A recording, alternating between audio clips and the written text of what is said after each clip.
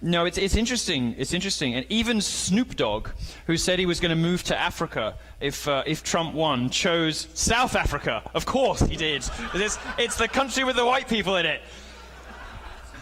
Fucking frauds. These people are odious fucks.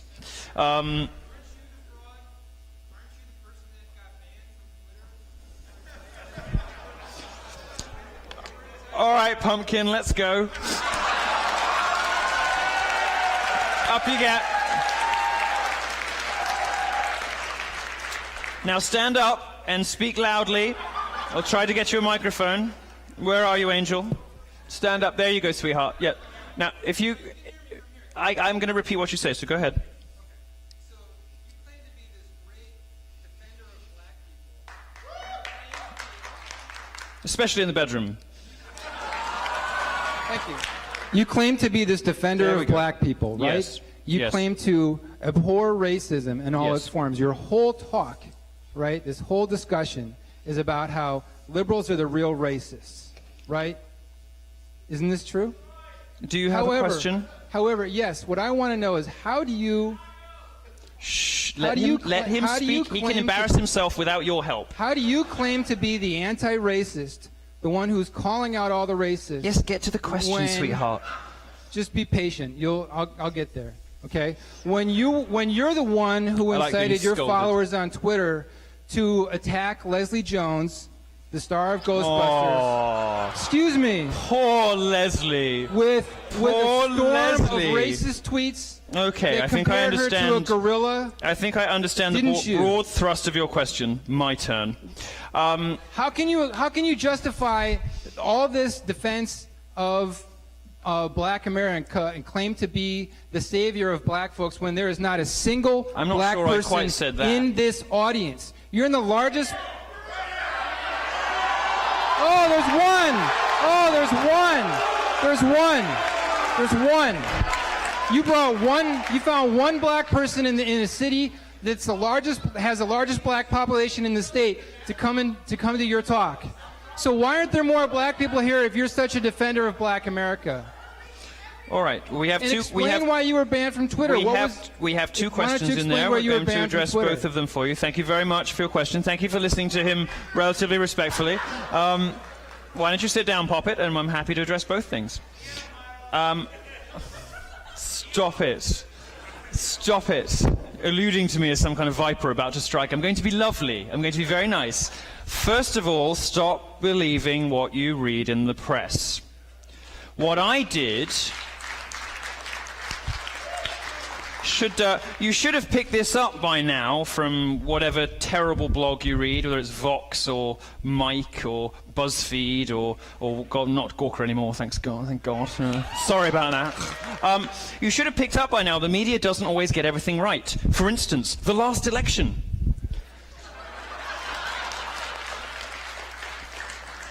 And indeed, in this case, they got lots of other things. Now, you see, I'm answering your question, but you need to listen.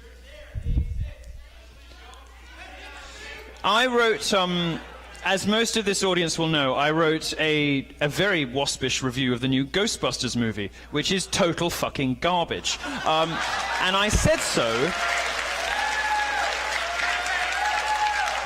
And if our friend down here had read the review, he might have known, for instance, that in the course of... You need to calm down, and you need to let me finish.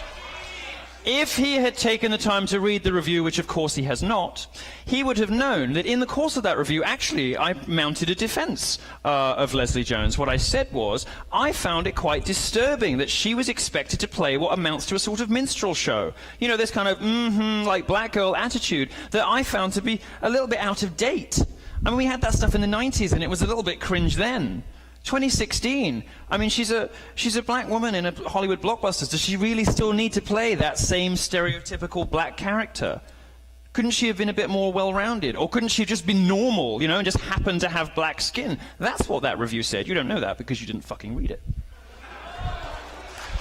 But what I said, what I later went on to do, what I later went on to do, darling, you have to listen to the answers. You have to listen to the answers. What I later went on to do when I tweeted the review was make some jokes at her expense, because she isn't a particularly attractive woman. I'm entitled to say so. She's a celebrity. I said it was nice they put a hot black dude in the movie. I also... The joke, of course, being really at my own expense, talking about my sex life. I also said that she was playing the victim, which of course she was. There's a reason that Leslie Jones went out complaining about her, the mean words she was getting on the internet, because the movie was tanking. Do you believe for a second that a prominent Hollywood actress sits at home crying on their iPhone, surrounded by guilt and marble and millions of dollars because somebody said mean things on the internet? I don't believe that any more than you do. But she was deployed to complain about bad words on the internet. Now, it is true that following the publication of my article, some people, a small contingent on the internet, said things to her which I found utterly disgusting. And I have told every interviewer who ever cared to ask, which is not many of them because they're not interested in the truth, they're interested in identifying racists and ejecting them from polite society. I've told every... You have to listen, sweetheart. I'm actually indulging you. I am indulging you. I am indulging you with a far more detailed answer than you deserve. So you should listen.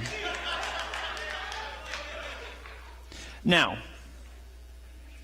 most people aren't interested in what actually happens, and Twitter had been trying to get rid of me for a very long time. Now, in America, identity politics, which has sort of superseded reason, logic, and the truth as the guiding principle behind public life, takes root not just in the media, but also in social media companies in Silicon Valley. They hated Trump with a vengeance. They hated Trump even more than the media did. And Twitter took the opportunity to get rid of me, claiming that I was inciting targeted harassment of somebody. This is a charge I deny. This is a charge I refute utterly. I am not responsible for what hundreds of thousands of people on the internet tweet. I am responsible for what I tweet.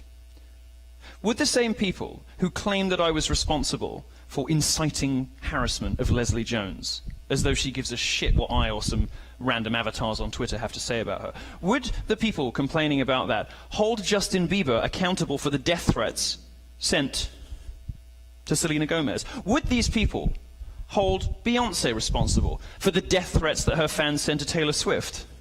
Would these people hold any other person in public life responsible for the actions of their fans? Or is it more likely that there's a double standard at play when it comes to libertarians and conservatives that means that no matter what you do or what you say or how...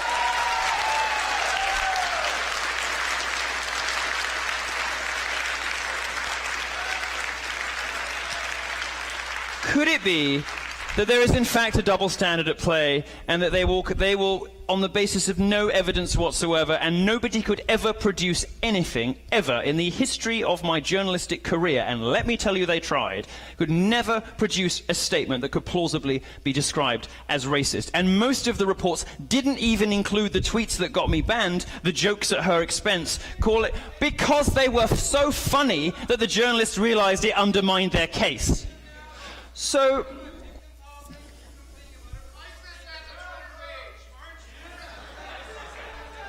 I'm not able to hear you because you're yelling again, but...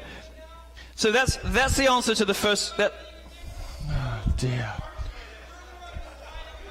Are you joking? I don't think I'm a victim. It's the best thing that ever fucking happened to me. Are you kidding me? I wouldn't take my Twitter account back if they begged me. Are you kidding?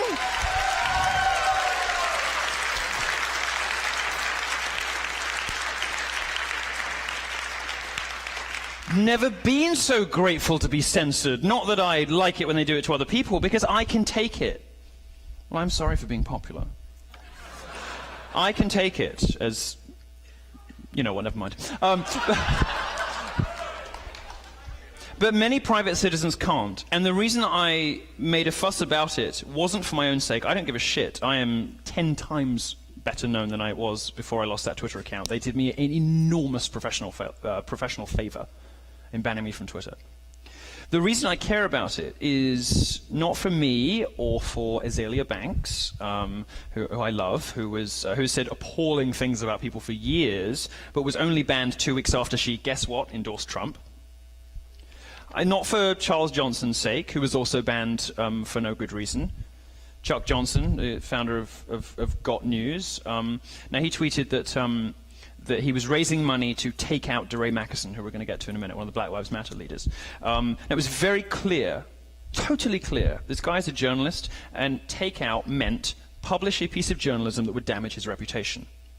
Nobody, absolutely nobody, with more than 2 brain cells to rub together could possibly ever have believed that a 5'10" ginger bespectacled journalist was raising money to assassinate a Black Lives Matter leader. Nobody believes that.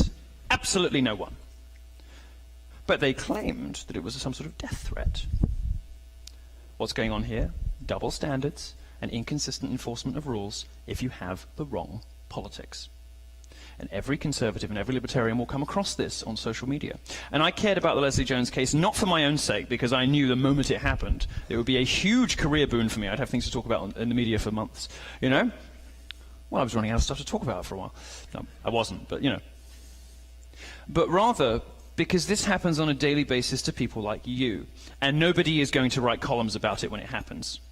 All you will discover is that you lose your Twitter account. You lose your voice. You lose your ability to express yourself. You lose your ability to express perfectly respectable, reasonable, mainstream opinions that should be inoffensive to the majority of America, and you lose your ability to share your points of view with others because you have the wrong politics. And it's going to happen to you. It's going to happen to all of you. It's already happening on Twitter. I mean, there's now a concerted campaign on Twitter to get Donald Trump banned, you know. And the media is kind of complicit with this. And Twitter has a long history of rolling over when it gets too much bad press from the left. It might happen. The network will go, the Twitter will die even faster if they do it. Imagine it, banning the president. But it might happen. And this tells you something about the stupidity and lunacy of Twitter and why that happened. Let's move on, shall we?